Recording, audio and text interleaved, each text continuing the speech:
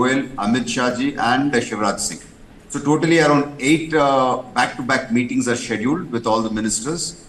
And the entire team, the 3 cabinet ministers from the state of Andhra Pradesh, our entire MPs, and the concerned state ministers, and the whole team is actually going and meeting everybody. All right. Okay. Yeah. So we are actually going from ministry to ministry on certain key issues where we need support, and we are requesting the central government to assist us. So there is absolutely, So special status was also discussed. Is that what you're saying, Deepak Reddy? You had several meetings. We have visuals of those meetings. Today, Deepak, I wonder if you can see my wall. You know what it says? Chandrababu demands. There is no question mark. We know that he's a man with a purpose. He demands. He deserves it. And therefore, because we've done so many shows, I asked you about special status, if that has been discussed, because that remains one of the most contentious points ever. You know, you speak to young boys, young people, 20-year-old boys in Andhra Pradesh, they said, ma'am, everything is going to be fine. I wish we have a capital very soon. It somehow pinches them. You know, it is somehow like you don't have something which is very vital to yourself. It's an identity, as it were, Deepak. Let me tell you, it is absolutely the most sensitive issue in Andhra Pradesh, and that is the very reason we actually broke our alliance earlier. And Chandrababu Naidu ji fought hard for it. So it is something which is very dear to our heart. But looking at the current political scenario and the Shakuni type of politics what the Indie ecosystem is playing, trying to wedge differences between us, I would not like to, use such kind of a strong language as we demand, or we are, that kind of a language. But we are working as partners together with the best interests of people of Andhra Pradesh in mind, and the larger interests of the nation. Right, because it's also being, very quickly, let me make a comment and move on to other issues. But, they are saying that if you ask for a special status, then others, we know who the others are. They may also jump around and say, we also want it. So right now, I think Chandrababu is taking it very easy. I want to ask you a question, because there is a financial crisis. He's not taking it easy, but he's taking it the way it has to be taken. Let me put it that way. Yeah, so I'm going to ask you about the financial crisis that you are being faced with. The exchequer is almost left empty, according to you, by the erstwhile government and Jagan Mohan Reddy. You see, your Super 6, let's not forget that your Super 6 also did it for you. People repose their trust in you. That here are the Super 6 promises, for women, free bus travel, special cash for those who are unemployed, also LPG cylinders for women. I mean, it has worked. The welfare has worked. The Labhartis, as it were, decided to vote for you en masse. But the thing is that you require, because your budget, correct me if I am wrong, Deepak Reddy, is going to be presented this month only, July. Now, 60,000 crores you require for this. Everyone wants to know, how are you going to tide over it, Deepak Reddy? What's your plan? Actually, this was a question which was asked earlier to Chandrababu Naidu ji and Lokesh ji also. And the answer was very clear. Before we have given the commitments for these welfare schemes, we actually went in and studied our finances really in depth, and then came out with this proposal. There were 3 major areas where we thought we could get additional funds. One was the unnecessary spending what was being done by the earlier government. Like just for painting, they have spent around 3,000 odd crores, 3,700 crores or something. And liquor, the kind of tax evasion. And on minerals, the kind of a tax evasion, and this unnecessary expenditure what they were keeping. Right. All these put together, the savings itself, tentatively we thought would be approximately 30,000 crores per annum. So this was one of the estimate. We have to, streamline the way the government expenditure is done. But we think we will stick. We can comfortably tide over and fulfill our commitments. So these commitments were based on certain calculations. They were not blindly given. So that is one thing we can. I want to make it absolutely clear. One thing most important here is the financial situation. The figures what you have just put out are official, but the unofficial figures what we have come to know so far is the state debt is somewhere close to 12 lakh crores. Okay. All right. Yeah. So when we left power in 2019, it was 2.5 lakh crores. Jagan Reddy has added almost 10 lakh crores in this last 5 years. All right, and that's a very vital question because you have a whole lot of tasks listed in front of you. Deepak Reddy, Chandrababu Naidu, Pavan Kalyan Garu and the TDP Janasena combined along with the BJP, of course, in Andhra Pradesh. What are the ways ahead? Because don't forget, Chandrababu Naidu is known to be someone who has a CEO-like approach to any political problem. Taking a break here, but I'm coming right back and I'll be in conversation with Deepak Reddy, national spokesperson of the Telugu-Desam Party.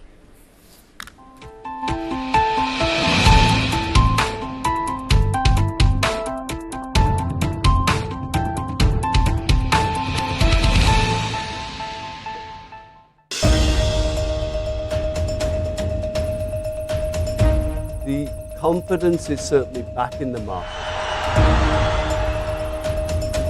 Do tighten your seat belt so that you can withstand volatility. I have one humble request to all the viewers of News 9 is that please don't go, there will be a lot of choppiness, there will be a lot of volatility. Look at long term, don't look at short term. Buy quality, don't buy quantity, and wish you all the very best. हमारा time आ गया है और रहेगा.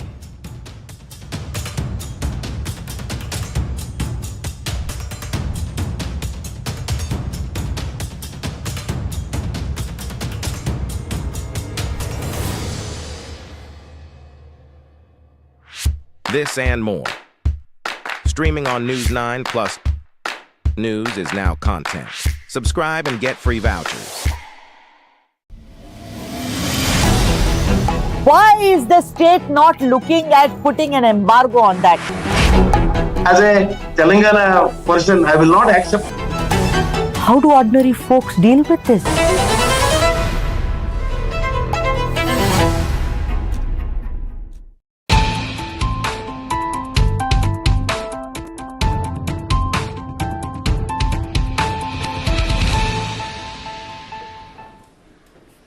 That's the focus of the show. Chandrababu demands. He's in Delhi, of course, and met with several cabinet ministers as well as Prime Minister Modi. And there are a list of demands, and those demands, rightfully so, is to tide over the financial crisis that the newly minted Andhra Pradesh government is faced with. I am now in conversation with Deepak Reddy, national spokesperson for the Telugu-Desam Party. And let's focus on Amaravati. You released a white paper yesterday on Amaravati. There were list of things, but it spoke about brand, creating the brand, sustaining the brand, seeing to it that the problems of the farmers, are solved, and sooner rather than later have a capital battle ready, as it were. That's what the Chief Minister seems to be working on. Deepak Reddy, I'm asking you, if I ask you on Amaravati, what is the one major hurdle that you're facing? Because let's not forget, when you speak about financial mountains and huge Himalayas staring you, Amaravati also requires money. Very much true, Sudhaji. Just before the earlier government came to power, Chandrababu Naidu ji has asked all of us, the legislators, both from the Legislative Council and the Legislative Assembly, to be taken on a tour. The concerned minister has taken us all over Amaravati back then, and this was in around 2018, and showed us the entire plan, how the city was coming up, and we actually took a tour. And they showed us the graphics, they showed us all the plans, everything. So after looking at that, I was so convinced that, this is going to be a city where people from across the country would like to come and live, the way it was planned, the way it was designed. And after Jagan Reddy coming to power, in 5 years, he hasn't laid a single brick. That was the kind of a destruction what he got to that. A few thousand crores have already been spent. He just left the buildings as is, where is, and didn't bother, and with an intention to stop this project. Today, yes, the biggest challenge is to invite all the investors back and ask them to be part of this story. So the question what they would ask is, what if somebody again comes like Mr. Jagan Reddy and stops it? So somebody who's investing they want a security for their investment. So that is something what is the biggest challenge what Chandrababu Naidu ji is facing now. And I think it would take a few months to convince the investors and to show them that YSR party is going to be dead. So this threat, this political uncertainty, and that threat would no longer be there. Right. So, Deepak, talking about that, it says that the previous government led by Jharkhand Reddy halted the works in Amaravati from the year 2019 to 24, which left dues worth 1,269 crores. And, Chandrababu is very clear. He also said that everything was done to see that Amaravati is destroyed. Now, tell me something. You have this gap when, did you mean to say that between these years, all work had come to a standstill, Deepak Reddy? Or it was like some work would go on intermittently? I actually again want to thank you, Sudha, for raising this issue and taking this to the nation. The minute the government came in, within 10 days, they called all the contractors and told them stop work and leave. They forcibly threw them out. There were more than 50,000 construction workers working there at that particular point. So they threw the contractors out. They stole the sand, the aggregate, and all the materials lying in the contractors' yards. Can you believe that? So that is the level of destruction they went up to. And the MLA and MLC quarters, I mean, I went there and saw, because I was supposed to get one in about 3 months after that. I mean, they are pretty much done up. Painting was done. There were only some finishing works left. All right. The High Court judges' buildings were almost in a verge of completion. Everything was left. I mean, within a week after they took power, they just dropped it. The whole place was crashed, and they stole the material of the contractors also. That was the kind of a destruction which was done. And also, I hear that the chief minister. I mean, that's what. The chief minister, erstwhile ex-former chief minister, had cancelled the World Bank funding of $300 million. Is that also true? That's what we are hearing, so that no work can go on, and also the central grant of 1,000 crores. Very much true. Very much true. Because when Pradhan Mantri ji came for the inauguration, oh my God, he promised a lot of funds, and he said this would rival Delhi. We're going to make a city like that. It was a promise of Narendra Modi ji back then. So when Jagan Mohan Reddy bothered to even ask for those funds. So there were some areas which were released from TDP time. Those funds were diverted. So the central government got the message very clear that these guys are not interested in doing, and they didn't even bother to give any further funds, because even if something is given there, it would not be spent here. So that was the level of destruction what Jagan Mohan Reddy did to Amaravati. Imagine somebody is giving you the money and you don't want to take it. One thing I want to want to point out is the farmers who gave the land were protesting. Yeah. And the farmers were sitting right in between the secretariat and Jagan Reddy's house. So he would pass by them and never bothered to ask them. I was going to, Deepak, ask you about that. You've released the pensions, right? If I'm not wrong, because I read most of the news on Andhra Pradesh. The pensions are with pensioners, right? I mean, that has been done. This whole conundrum of volunteers doing it or government officials doing it, but you've started the process, haven't you? You'll be amazed. About 68 lakh pensions. 95% was completed on the first day. They started at 6 o'clock in the morning. By evening, the entire amount was distributed. It was taken to the doorstep and handed over to the wonderful. You see, this is what it proves, that when the government wants to do something, it will do. Otherwise, it can give excuses until the day the cows come home. Then I want to, now pension is done. Let's take that off our laundry list, as it were. The second is, I was going to come to the farmers. These are, ladies and gentlemen, 34,400 acres of land was donated by 29,966 farmers, and they sat on dharna for almost 1,600 days, if I'm not wrong. Deepak Reddy told you how the chief minister, that is Jagan Mohan Reddy, former, would go by that side but not even look on that side. There was a lot of lathi charge, there was a lot of violence which was being faced, but those farmers said, listen, we've done this, we just want to see that Amaravati gets built. Deepak Reddy, what are your plans for these farmers? How are you going to compensate them for so many number of hours lost and being on the street? They are truly heroes, because they have sacrificed so many years, and they were on the streets protesting, although the earlier government did not bother. See, when you're taking a flight from Hyderabad to Vijayawada, the flight actually goes over Amaravati area. So then you can have a visual bird's eye view. The entire road grid system is formed. And when Jagan Reddy stopped this construction, the farmers could not go back to do agriculture because the road grid is formed. So that land was not suitable for agriculture either, nor he would go ahead with the construction. So the farmers were really stuck. So they could not do anything. And their protests went in vain, and the earlier government didn't bother. So now, once we have taken over, yes, the sacrifices of these farmers have to be respected. There is a little due on the payments, what they have to get, annual payments. That is also going to be released shortly. And wherever the area where these farmers are going to be given the developed land, that area would also be developed on war footing. And in the first phase itself, that land would be handed over to them so that it can be of commercial value. But the minute the development activity comes to a certain stage, only then they can actually get value out of it. Right. So I think this process might take about 4 to 5 years. But even before the swearing in took place, Chandrababu Naidu ji sent more than 100 or 200 JCBs and excavators to clear the jungle, because that entire area became like a wild forest because nothing was done for the last 5 years. So you can see the sincerity even before the government taking swearing in. At least the jungle clearance work started. That is the speed at which Chandrababu Naidu ji is looking at this. And talking about Chandrababu Naidu, today the national capital witnessed, 2 chief ministers from 2 Telugu-speaking states. I started the show, Revanth Reddy and also Chandrababu Naidu. They are slated to meet on the 6th of July. As per reports, Chandrababu wrote to him. What do you think is the meeting going to be? Is it going to be the bifurcation of assets? Because this is one issue which has been hanging in the air for the longest time. And it can become a contentious issue between, these 2 Telugu-speaking states. So what is the agenda going to be, Deepak?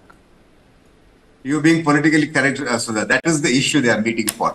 What happened earlier, KCR, with his evil intentions, he wanted to steal the share what Andhra gets. Today, more than 1.5 lakh crores worth of assets are lying, in dispute, and we have to settle that. There is a formula which has been worked out during the bifurcation time. So we can use that formula and then distribute the assets and distribute the public sector undertakings which are there, and we can go forward. And even most importantly, the water sharing also. So these were issues which were not addressed. And now what has happened is neither we are able to build new projects, nor Telangana is able to build new projects because these disputes are pending before tribunals. So that is the reason Chandrababu Naidu ji has offered to come and meet Revanth Reddy ji, and Revanth Reddy ji was gracious and he accepted that offer. He says, yes, let us come sit together and resolve these issues and go forward as in a brotherly manner for the larger welfare of both the Telugu states. So this is a landmark meeting. It is. I think it is one of the best meetings which is going to happen in the last 10 years. I know, although they are on opposite sides. I mean, one is with the Congress and the Indie bloc, and the other is, of course, with the BJP. But that is what it is all about. Speaking a language which slightly differs, Telangana and Andhra, but everyone is Telugu speaking after all. On that note, thank you so much, Deepak Reddy, for joining us on this special show on Chandrababu Naidu. Thank you indeed. And with that, it's a wrap.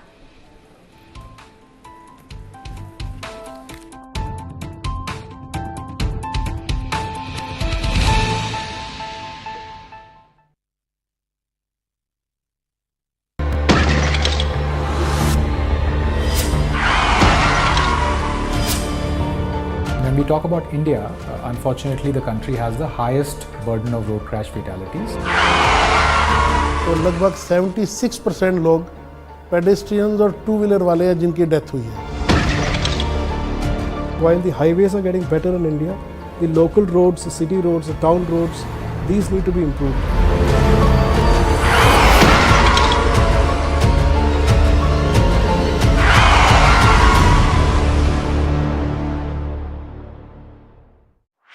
This and more. Streaming on News 9 Plus. News is now content. Subscribe and get free vouchers.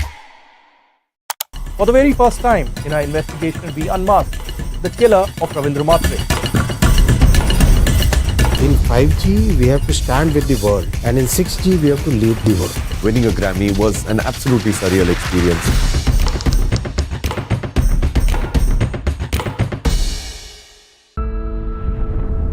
am I? Nobody can crack that mystery. There is a certain expectation of me. That's the only contradiction. Life itself is stranger than fiction. I was a perfectly normal person born in an abnormal world. I really didn't understand why is it different. Just imagine a child who is bullied every day. Boys school में कुछ लड़का लोग मेरे साथ sexual abuse किए. मुझे तेरे बारे में सब पता है और मैं तेरा rape कर लूँगा. You also start to stigmatize. अरे ये तो time pass है. Sex doesn't come in the picture. Sex comes very late. Then there are man-made narratives. Why do you walk like that? Why do you sway so much? So you can understand the trauma of a person who's trapped in a wrong body.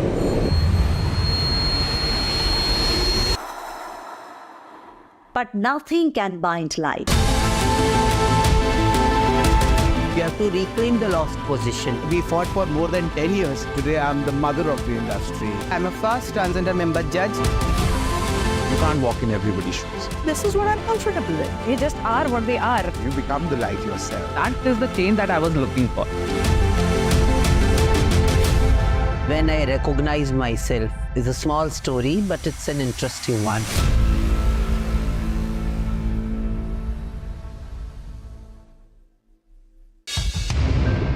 (2024) sees India's hottest May in 36 years. Heat waves are becoming stronger. Heat wave kills at least 56 in India. Nearly 25,000 fall ill. Working in the heat is impossible to survive that heat for a long time. Indian cities aren't even cooling at night. People who are not even getting 5 sips of water now. It's so hot that even ACs are exploding. This is a health emergency. This and more. Streaming on News 9 Plus.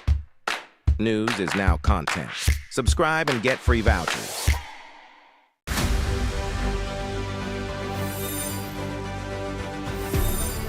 Why is the government lapping up gold is really a $1 million question that nobody perhaps can point a finger on. But clearly the geopolitical situation isn't very conducive that countries are banking on each other. Get ready for another 40% rise in India's gold reserve in next 10 years. And why we are being called as golden sparrow?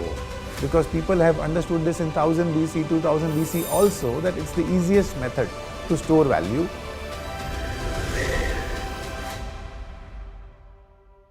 This and more. Streaming on News 9 Plus. Subscribe and get free vouchers.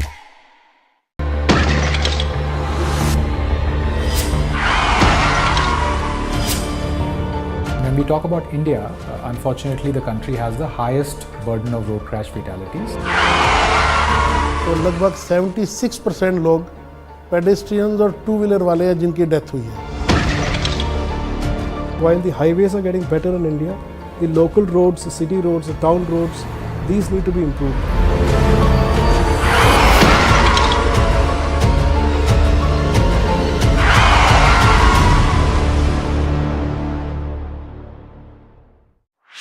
This and more. Streaming on News 9 Plus. News is now content. Subscribe and get free vouchers.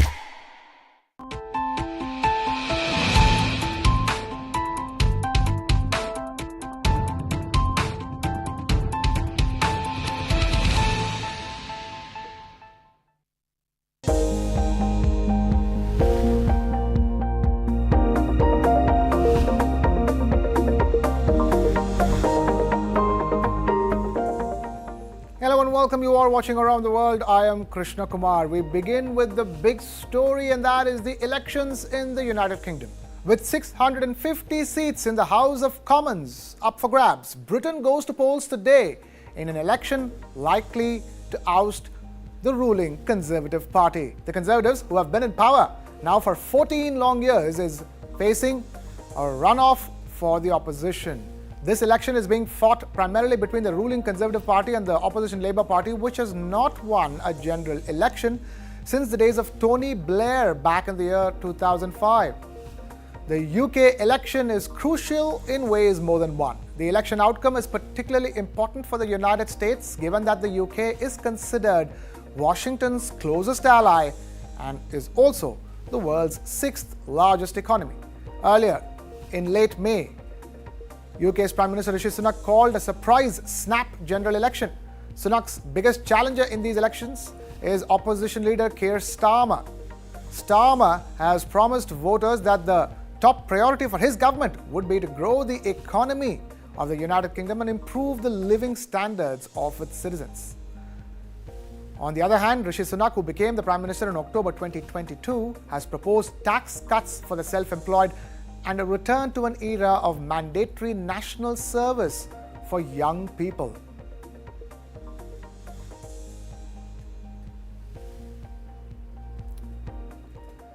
We do not surrender to Labour, is what Britain's incumbent Prime Minister Rishi Sunak told Conservative Party activists in Romsey Rugby Club in Hampshire during his final leg of campaigning. Opinion polls show that the centre-left Labour Party is set for a big win in today's vote that would end 14 years of Conservative government and hand Keir Starmer the keys to the Prime Minister's office in 10 Downing Street in London on Friday morning.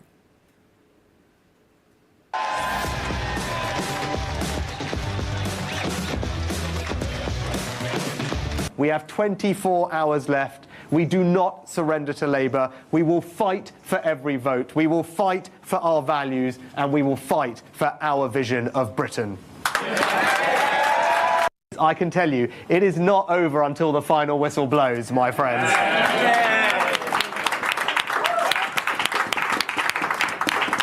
And I can also tell you that this underdog will fight to that final whistle with your support. So look,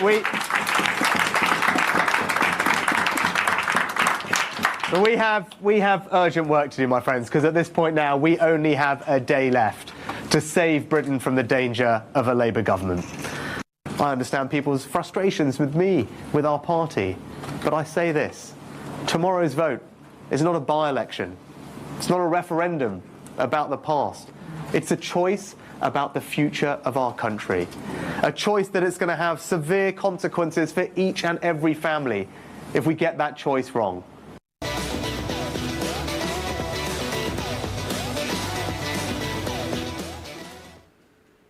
UK's former Prime Minister Boris Johnson made a surprise appearance in the British election campaign, issuing a last-ditch bid to rally support for the Conservatives and their leader Rishi Sunak, the man who helped turf him out of office.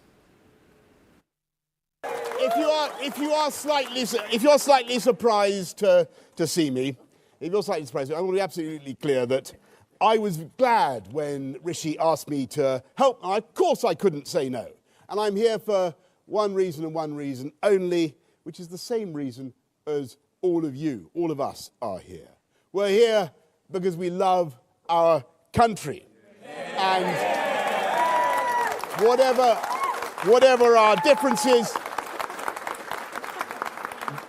differences, they are utterly trivial by comparison with the disaster we may face if these so-called opinion polls are right. Isn't it great to have our Conservative family united, my friends? Yeah! Right. Now, Boris is right to say now is the time for all Conservatives to come together to deny Labour that supermajority that Keir Starmer craves. We have 48 hours to save Britain from the danger of a Labour government.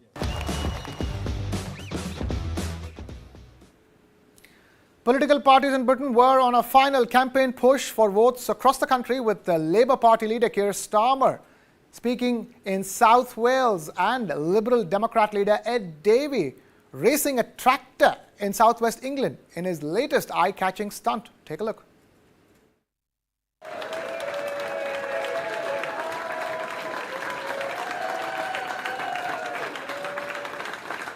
We are fighting for every vote, and across the country there will be constituencies which will go down to the wire. And therefore we will continue to fight until 10 o'clock tomorrow night, making the case that change only happens if you vote for it.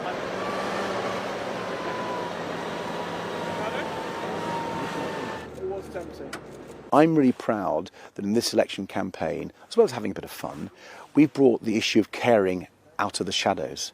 And we've made the argument that if you look after family carers, if you look after professional carers, you can rescue our NHS as well. Former Brexit leader Nigel Farage is aiming to secure his first parliamentary seat under the Reform UK Party banner. Confident with over a 50% chance of success, he believes his potential victory could mirror Marine Le Pen's impact on politics in France, shaking up the British political scene. Nigel Farage's supporters are out in full force in England's Clacton-on-Sea to ensure he wins his first ever seat in Parliament. Representing the right-wing Reform Party, Farage says a victory would shake up British politics in the same way that Marine Le Pen's National Rally is doing in France. A supporter of Donald Trump's, he's the man who sold Brexit to millions of voters, but failed 7 times to be voted in. This time, Farage rates his chances of winning a seat in this seaside town at over 50%. You know, we've been going a month and a day at full pelt with this. Getting millions of votes, we're going to do that. I'm certain of it. Getting some seats, I'm certain of it. If it's a lot more than that, then fantastic. But I mean, I've made it clear from the start to everybody, including prospective voters, this is our first significant step towards a much longer term goal, which is aiming at 2029, but also is aiming at building a mass movement for common sense across the country. Reform has kicked out several candidates for reported racist or offensive comments during the campaign. Farage was buoyed by the success of Le Pen's anti-immigration far-right RN party, but he denies Reform is racist. The party pledges to stop non-essential immigration, leave the European Convention on Human Rights, and push migrants arriving by small boats back to France before they land on British shores. What I inherited a month ago was a complete start-up. A lot of those candidates, as I now understand it, were kind of begged for at the last minute because they didn't have enough people, they didn't have the resources, the manpower to vet them. So have we got a few bad apples? Yeah, we have, rather like the Greens. Farage has always sought to smash the status quo in British politics, and his surprise about to turn a month ago to enter the election race as Reform's leader threw the ruling Conservatives into a panic. Until then, most had discounted the party's candidates as little more than a headache. But the Conservatives are divided after 14 years in power and forecast for an overwhelming defeat by Labour. Reform is set to win more votes but fewer seats than the long-established third party in British politics, the Liberal Democrats. Shifting focus away from the UK to the US, where, on Wall Street, the S&P 500 and Nasdaq surged to record highs in a holiday-shortened trading session. However, the Dow Industrial Average edged slightly lower, weighed down by declines in healthcare and consumer stocks. This Reuters report gets you a lowdown on all the action in the US markets. The S&P 500 and Nasdaq posted record high closes in a holiday-shortened trading session Wednesday, as data pointing to a softening economy raised hopes the Federal Reserve could cut interest rates in September. The Dow finished down slightly, while the S&P 500 gained 0.5% and the Nasdaq climbed nearly 0.9%. Both the ADP employment report and weekly jobless claims data pointed to easing labor market conditions ahead of Friday's closely watched non-farm payrolls report. Investors boosted bets of a September rate cut to over 70%, according to LSEG's FedWatch. Notable stock movers included Tesla, which jumped 6.5% Wednesday after surging more than 10% Tuesday when it posted a smaller-than-expected drop in second-quarter vehicle deliveries. At least 5 brokers also raised their price targets on the stock, which is trading at its highest level since January. And shares of AI chip darling NVIDIA gained more than 4.5%. Keith Buchanan, senior portfolio manager at Globalt Investments, said that with high-flying shares of mega-cap tech companies powering so much of the S&P, guidance from companies like NVIDIA will be key going forward. The success of the largest 10 names in the S&P 500, as they grow larger and have, again, powered the indices to, again, in a historic fashion, they become victims of their own success. And there's an increased microscope on every facet of the earnings trends and revenue from these companies, and very rightfully so. To be a laser focus on the trends from a guidance standpoint, even more so than this past quarter, how these companies feel about earnings and revenue going through the second half of 2024 and particularly into 2025. Other stocks on the move included Paramount Global, which rose almost 7% after Shari Redstone's National Amusements reached a preliminary deal to sell its controlling interest in the media giant to David Ellison's Skydance Media. And shares of First Foundation slumped nearly 24% after the lender, which holds a huge portfolio of multifamily real estate loans, disclosed a $228 million unexpected capital raise. Markets will be closed Thursday for the July 4th holiday. For months now, Paramount's controlling shareholder and Skydance have sought to seal a merger that would transform the media industry before those talks ground to a sudden halt in the month of June this year. Now, according to sources, just weeks later, the two sides have reached a preliminary deal to merge. This report tells you more. Paramount Global could finally have a buyer after months of wrangling. Reuters sources said Tuesday that David Ellison's Skydance Media has reached an agreement. It will reportedly buy Shari Redstone's National Amusements, which owns a controlling stake in Paramount, for $1.75 billion. There was no comment on the report from any of the players involved, but the news sent Paramount shares up 9% in after-hours trade. The Wall Street Journal says the deal includes a 45-day go-shop period when other bidders could submit offers. Interested parties are thought to include Seagram heir Edgar Bronfman Jr. and Barry Diller, boss of digital media conglomerate IAC. Paramount owns assets including CBS, MTV and Nickelodeon, as well as its namesake studio, the maker of movies like Titanic and The Godfather. The firm's fortunes have waned as its traditional TV business declined and a new streaming service struggled to match rivals like Netflix.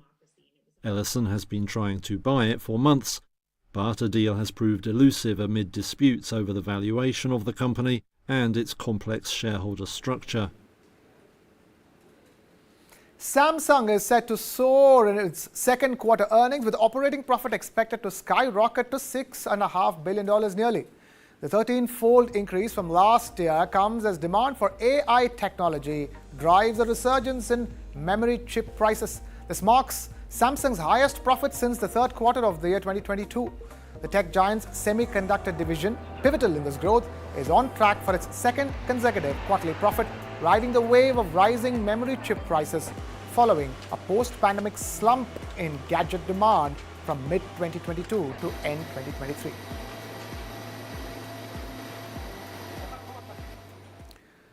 Japan introduced its first new banknotes in 20 years that started circulating on the 3rd of July. These new notes are equipped with advanced technology designed to combat counterfeiting, a major step forward in financial security in Japan. Thousands of small businesses across Japan now face the task of upgrading their payment machines to accommodate the new currency. Japan is getting its first new banknotes in 20 years. The fresh designs entered circulation on Wednesday, featuring technology meant to beat counterfeiters. Some 7.5 billion of the bills will be printed this fiscal year. But they won't be a welcome sight for many small businesses, because Japan is a country that still loves cash and payment by machine. It's the usual way at places like this Tokyo noodle joint.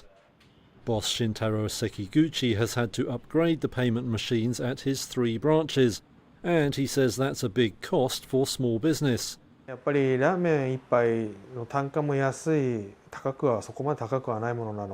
unit price of a bowl of ramen is not that high, so running the shop for a day or two would hardly pay for the replacement. It's a huge burden for me to have to upgrade the ticket machines like this. In all, he says it's cost him about 600,000 yen, or about $3,700, while doing nothing to boost sales. Sekiguchi says upgrading to machines that also allow card payments was even more expensive, and beyond his budget. Such factors mean only around half of restaurant ticket systems are ready for the change. Japan is a land of vending machines too. It's thought about 80% of the country's 2.2 million drink dispensers will need an upgrade. However, most ATMs, train ticket machines and retail cash registers are ready. And some companies definitely aren't complaining. Takemori Kawanami is an executive at Elcom, which makes ticket machines. He says it could take until the end of the year to meet all the demand. Keeping it with Japan. In a major move for Japan's economy, Japanese companies have delivered the largest wage hikes in 3 decades this year. The announcement was made by the nation's largest union, attributing the increase to persistent labor shortages and rising inflation that has been squeezing household incomes. Japanese companies delivered the biggest wage hikes in 3 decades this year. That's according to the nation's largest union on Wednesday. It said monthly pay was up 5.1% on average this year, with both big and small firms following the trend. The outcome of what's called the Shunto, or spring labour negotiations, is seen as key for Japan to achieve a positive cycle of economic recovery. It would help improve household income and consumption to outweigh the rising cost of living. Any positive and self-sustaining growth could also help policymakers put an end to deflation. It might also bring the Bank of Japan closer to further interest rate hikes. In mid-March, major firms said pay rises had accelerated to 5.2.8%, which was the biggest since the 1990s. The central bank then made its landmark decision to end negative interest rates. But income inequalities remain, with small firms finding it hard to offer big wage increases. To address such issues, Prime Minister Fumio Kishida's administration has vowed to raise minimum hourly pay to 1,500 yen, or $9.27, from around 1,000 yen by the mid-2030s. Aircraft company Lufthansa has secured an approval from the European Union to acquire a 41% stake in Italy's ITA Airways for $350 million after agreeing to cede routes and slots. The German airline has pledged a swift integration of ITA following regulatory scrutiny by the European Commission. Lufthansa finally won EU approval to buy a stake in ITA Airways on Wednesday. The deal is for 41% of the Italian airline and worth $350 million. The German carrier promised a swift integration of ITA in a statement. The deal follows an antitrust review by the European Commission. Both Lufthansa and Italy's Ministry of Economy had offered multiple remedies to get the agreement through. EU antitrust head Margrethe Vestager said the remedies fully addressed competition concerns. She further said it ensured a sufficient level of competitive pressure remained on all relevant routes. The Commission confirmed Lufthansa and ITA had agreed to cede Italian short-haul routes to 1 or 2 rivals. Lufthansa can only close the deal once rivals start operating the routes. Analysts say it will not be easy to turn around ITA, and Lufthansa will likely need to make a significant investment to rebuild it. However, it should boost Lufthansa's presence in the lucrative southern European market and offers key long-haul routes. European Union countries remain divided on endorsing new tariffs on Chinese electric vehicles, underscoring Brussels' struggle to rally support for its largest trade initiative amidst threats of extensive retaliation from Beijing.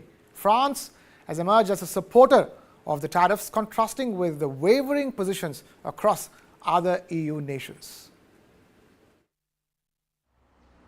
EU countries are divided over whether to back the bloc's new tariffs on Chinese electric vehicles. A government source said Germany wants to stop the duties altogether. Its car makers made a third of their sales last year in China, and a leading auto industry group from the country urged the EU to back down Wednesday. But fellow European powerhouse France has been among the strongest supporters of the tariffs, and a poll by Reuters showed a majority of countries are still weighing the pros and cons of the trade fallout. The issue will be put to EU members in an advisory vote in the coming weeks. The bloc is due to confirm on Thursday provisional duties of up to 37.6% on Chinese EV makers like BYD. China-made models from Western automakers like Tesla and BMW will also be hit. EU members will then vote in October if the Commission proposes multi-year tariffs at the end of its investigation. But these will be blocked if at least 15 countries representing 65% of the EU population votes against them. France, Italy and Spain, with 40% of the EU population, have indicated they would support tariffs, while sources say others like Poland and Greece are still debating the issue. The Commission says the aim of the duties is to level the playing field rather than shut Chinese automakers out. It wants to counter cheap loans, land, raw materials and other subsidies. Supporters also believe tariffs could give the EU leverage in negotiations with Beijing and push producers to make cars in the EU. But there is concern over the danger of retaliation from China. It's thought Beijing could put its own tariffs on EU exports of cognac, pork or luxury cars. As South Africa ushers in a government of national unity, the swearing-in ceremony saw new ministers take their oaths amid unexpected moments of lightheartedness. Some stumbled over their words, bringing out smiles and chuckles from the audience. Take a look at the scenes from this historic event. With honor and dignity, to be a true and faithful counsellor, not to divulge directly or indirectly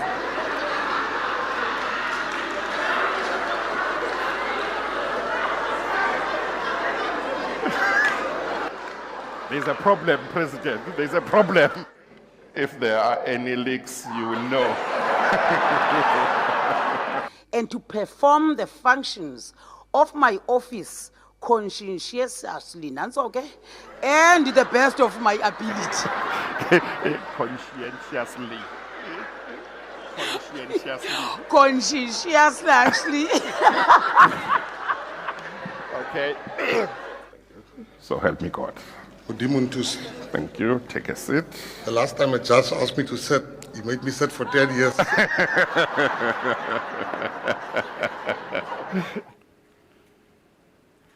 Moving on.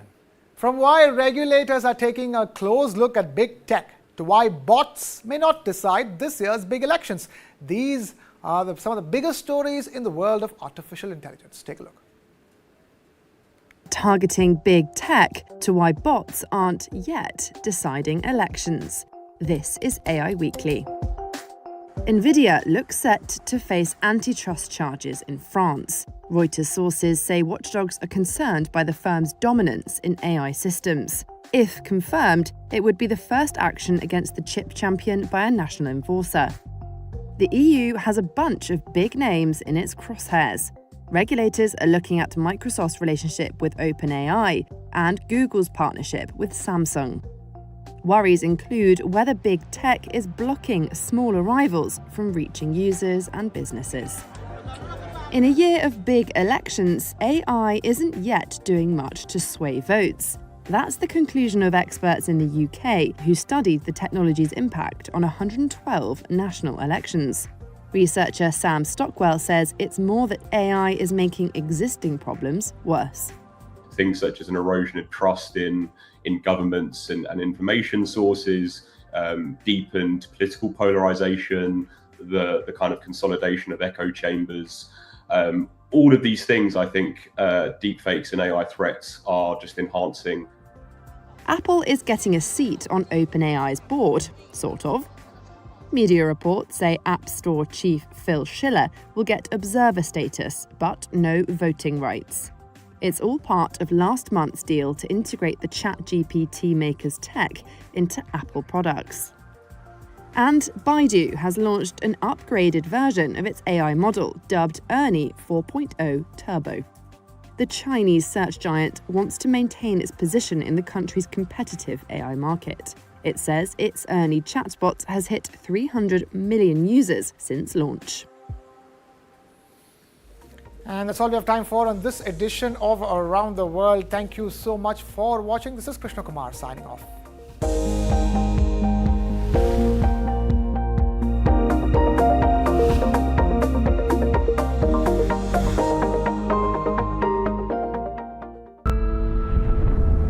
am I? Nobody can crack that mystery.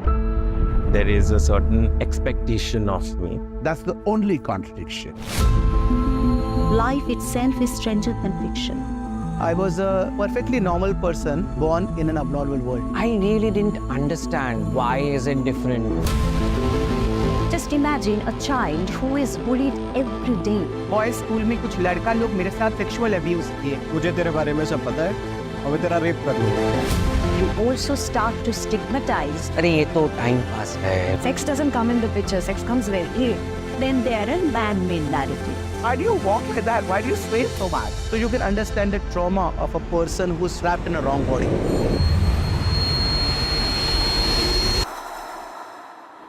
But nothing can bind life. We have to reclaim the lost position. We fought for more than 10 years. Today I'm the mother of the industry. I'm a first transgender member judge. You can't walk in everybody's shoes. This is what I'm comfortable with. They just are what they are. You become the light yourself. That is the change that I was looking for.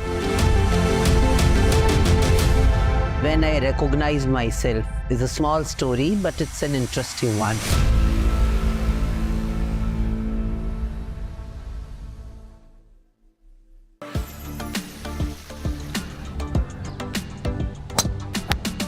There are beautiful golf courses, there are well-played golf courses, there are great greens. But I think we are a combination of everything. Now, because of the nature-friendly atmosphere here, plenty of water, you can hear the birds. So lots and lots of birds live on this golf course. Every corner you have a different vista. You have the beautiful Sayadri range behind you and it's just endless. It keeps going on and on and on and on. So I think no matter what floor you are, you're always slapped in the face by this most amazing view that takes your breath away for a second.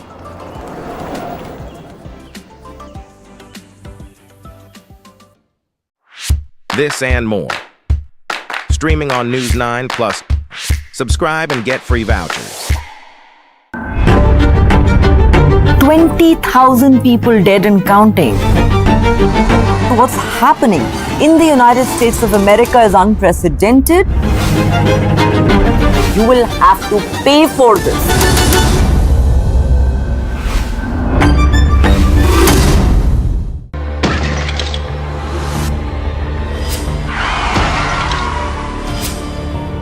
When we talk about India, unfortunately the country has the highest burden of road crash fatalities. तो लगभग 76% लोग pedestrians और two-wheeler वाले हैं जिनकी death हुई है. While the highways are getting better in India, the local roads, the city roads, the town roads, these need to be improved.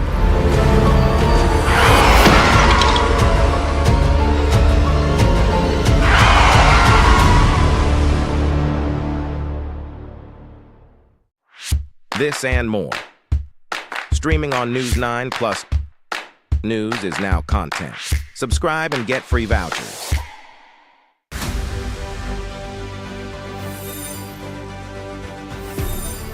Why is the government lapping up gold is really a $1 million question that nobody perhaps can point a finger on.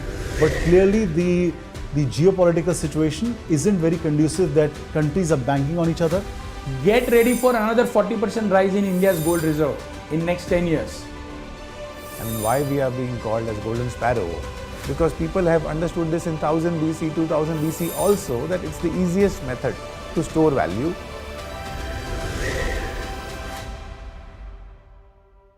This and more. Streaming on News 9 Plus. Subscribe and get free vouchers.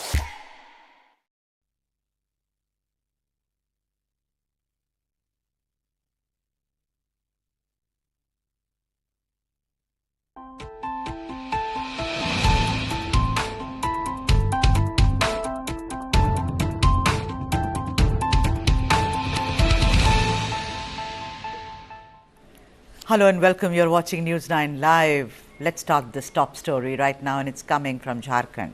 Revanth Soren is back as Chief Minister of Jharkhand once again. This comes after Champai Soren resigned as Chief Minister and the Jharkhand Mukti Morcha's legislature party chose Revanth as its new leader. The JMM leader had resigned as Chief Minister 5 months ago ahead of his arrest over money laundering allegations, after which Champai Soren had taken over. Governor of Jharkhand, C.P. Radhakrishnan, administered the oath and office of secrecy to Hemant Soren at the Raj Bhavan. The sudden, though expected move comes after JMM allies, the Congress and the RJD, unanimously endorsed the return of Hemant Soren as the head of the ruling India bloc ahead of assembly election that's just a few months away. मैं हेमंत सोरेन सत्य निष्ठा से प्रतिज्ञा करता हूं कि मैं विधि द्वारा स्थापित भारत के संविधान के प्रति सच्ची श्रद्धा और निष्ठा रखूंगा। मैं भारत की प्रभुता एवं अखंडता अक्षुण्ण रखूंगा। मैं झारखंड राज्य के मुख्यमंत्री के रूप में अपने कर्तव्यों का श्रद्धापूर्वक और शुद्ध अंतःकरण से निर्वहन करूंगा तथा मैं भय या पक्षपात, अनुराग या द्वेष के बिना सभी प्रकार के लोगों के प्रति संविधान और विधि के अनुसार न्याय करूंगा। In the studio with me is my colleague Krishna Kumar. Let me just ask him what he thinks of this change in Jharkhand. Krishna, you know, this is a kind of a win for the India bloc, wouldn't you concur? Because here he is, he was in jail for the money laundering case, and then of course he's come back, and there is much jubilation and the kind of confidence he instills in his party members, Krishna. Oh, absolutely, and it tells you the story of what could likely happen in the upcoming November-December state assembly elections in Jharkhand. It's a come back to power in many ways. Bear in mind, he was given a clean sheet by the High Court judgment, which told him that there is no likelihood that that the person accused by the Enforcement Directorate is capable of this offence or could have committed this offence. So one was that the verdict that came from the High Court, and the second is the fact that he chose to come back and take his chair, and that's exactly what has been read by the India bloc. At the end of the day, in 2019, it was under Hemant Soren's leadership that the party won the election in Jharkhand. It is only fair that he comes back to his original chair as the Chief Minister of the state of Jharkhand. And this totally turns, the way the upcoming state assembly elections shape up, really, so to speak. And also, it also is a reminder that not every single case forged by the ED is going to hold water and is going to impress the high courts and the Supreme Courts of this country, Sudha. Yeah, like they say, thank God for the judiciary that, there is some kind of, a rational behavior there on your screens right now. Governor C.P. Radhakrishnan, along with the Chief Minister of Jharkhand, Hemant Soren, who was in jail 5 months ago. He went to jail in a money laundering case, and in his place, Champai Soren had taken oath as Chief Minister of Jharkhand. But today, Hemant Soren is back, and like Krishna said, it's a major advantage for his party and also for the India bloc due to the impending elections in the state. Let's move on, and this is the big story of the day. The men in blue are in Mumbai, where they'll be taking a victory lap in an open bus from the Nariman Point to the Wankhede Stadium. That is the story that we are tracking right now. A big day indeed. Men in blue, the champs, are right now in Mumbai, where they will be taking a victory lap in an open bus from the Nariman Point to the iconic Wankhede Stadium. After the victory lap, the Indian team shall be felicitated by the BCCI at the Wankhede and will also be given a prize money of 125 crores for the successful, scintillating World Cup campaign. Before departing for Mumbai, the Indian cricket team met with Prime Minister Narendra Modi in the national capital. Prime Minister Modi hosted the entire team for breakfast in appreciation of their stellar performance in the T20 World Cup Championship.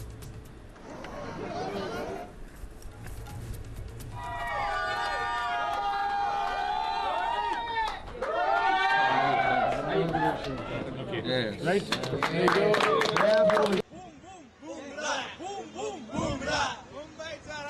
Rohit Sharma, Mumbai's Raja. Rohit Sharma, India, India, India, India, India. Rohit Sharma, Mumbai's Raja. Rohit Sharma, Mumbai's Raja. Rohit Sharma. Rohit.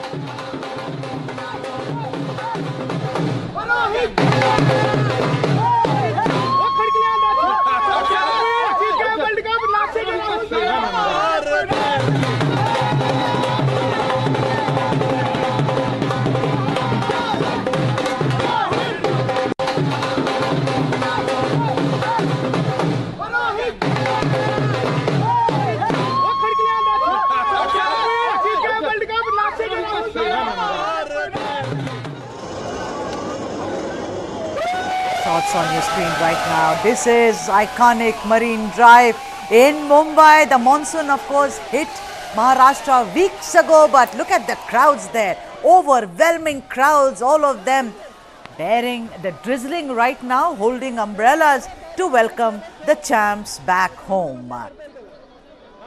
Look at the sea of faces, so many heads there laughing and also cheering for the champs, as it were.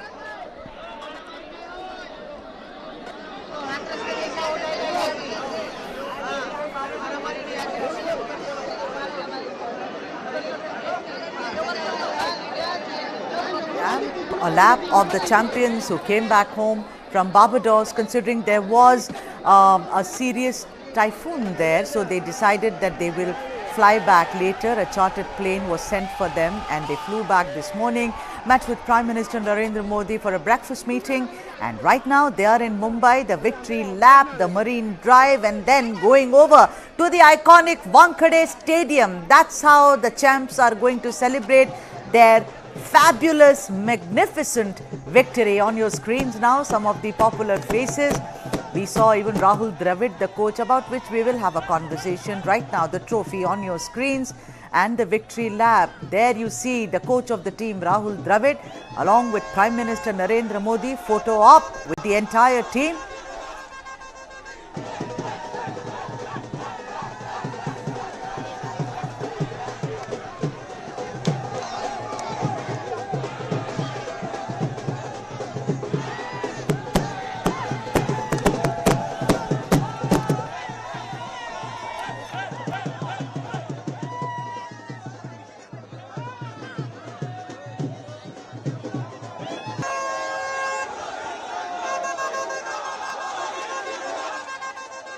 All right, look at that. And Krishna, of course, who follows cricket very closely, is with me in the studio, my colleague Krishna Kumar.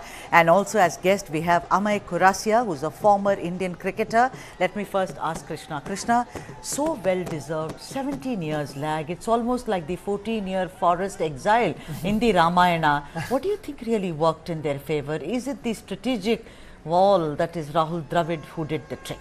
Well, I'm sure his contribution is immense to this team, but cricket is a sport that gets played by the 11 players on the field. So I'm sure even Mr. Rahul Dravid will agree with that. So you've got to give it to the boys in blue who went out there and gave their hearts out, played out of their skins, match after match. Bear in mind, we haven't lost a single game through this entire World Cup, starting from the first to the last. We've won every single game and fairly convincingly. So this is a rock solid team, rock solid performance. I mean, yes, the numbers, you're talking about the Vanvas, technically it's been 13 years since we won the last World Cup. That was the one-day World Cup. And of course, 17 years since we won the T20 World Cup. That was the inaugural T20 World Cup. So it's a huge drought that is over. It's a major source of relief. That's the reason why, the finals, if you see, all these men, strong men were seen